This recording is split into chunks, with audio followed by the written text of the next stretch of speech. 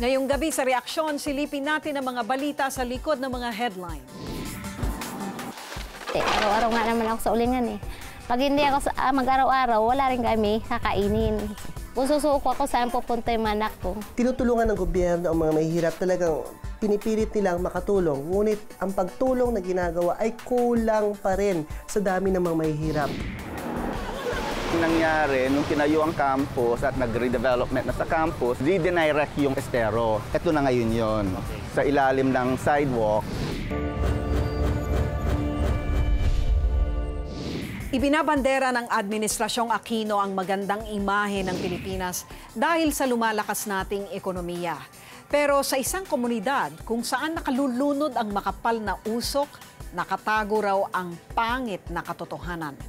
Pinasok ng reaksyon ng ulingan sa Tondo, lungsod ng Maynila, kung saan araw-araw nakikibaka ang mga residente sa pag-asang mabubura pa ang maitim na mantsa sa kanilang balat at kinabukasan. Sa bahaging ito ng Tondong, Maynila, pawa mag-uuling ang mga residente. Gaya ng 34 anyos na si Claire, ang maitim naman siya ng uling sa kanilang katawan, umaabot hanggang sa kanilang mga baga dahil sa nakasusulasok na usok. At ang kanilang pagsasalita, karaniwang tinutuldukan ng pag-ubo. Kasi araw-araw nga naman ako sa ulingan eh. Pag hindi ako mag-araw-araw, wala rin kami kakainin. Tinitiis ko lang kasi wala nga pupuntahan nga. Sakita niyang 100 sa loob ng isang araw. Napapakain niya ang 5 niyang mga anak. Gamit rin nila ang uling sa pagluluto ng kanilang makakain. Isa lamang ang pamilya ni Claire sa humigit kumulang 20 milyong Pilipino na umaasa pa rin sa paggamit ng uling ayon sa datos ng United Nations Development Program o UNDP. At ang malawakang paggamit nito, senyalis daw na mababang antas pa rin ng pamumuhay sa bansa. Ayon kay Dr. Ernesto Pernia, isang ekonomista, umaabot sa mahigit 23 milyon ang kabuuang bilang na mahihirap na Pilipino sa bansa. 66% raw nito nakatira sa mga rural areas na ang pangunahing pinagkukunan ng enerhiya ay uling.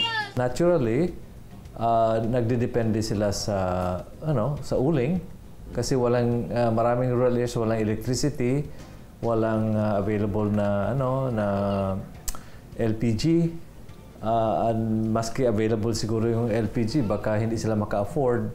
So nagpuputol na silang kahoy at saka naggumagawa ng uling para sa cooking. As long as maraming mahihirap na pamilya nakatira sa rural areas, ang importansya ng uling para sa kanila malaki pa rin, no?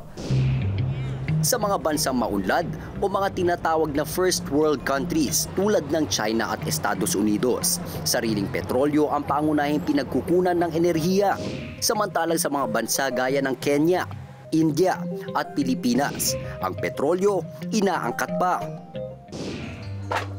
Mataas ang halaga nito sa pandaigdigang merkado, kaya marami pa rin ang umaasa sa alternatibong paraan ng pagkuha ng enerhiya. Ayon pa sa UNDP, kung progresibo raw ang pinagmumula ng enerhiya ng isang bansa, nangangahulugan din ito ng pag-unlad. Kaya hindi maiwasang questionin ang gumaganda raw na ekonomiya ayon sa Administrasyong Aquino, habang ang malaking bahagi ng populasyon patuloy sa primitibong pagkalap ng enerhiya. Pero para kay Claire at sa halos 2,000 residente sa ulingan, ito ay isang oportunidad na hindi nila mapapalampas. Dahil hanggat may umaasa sa enerhiyang mula sa uling, patuloy rin silang makakakain.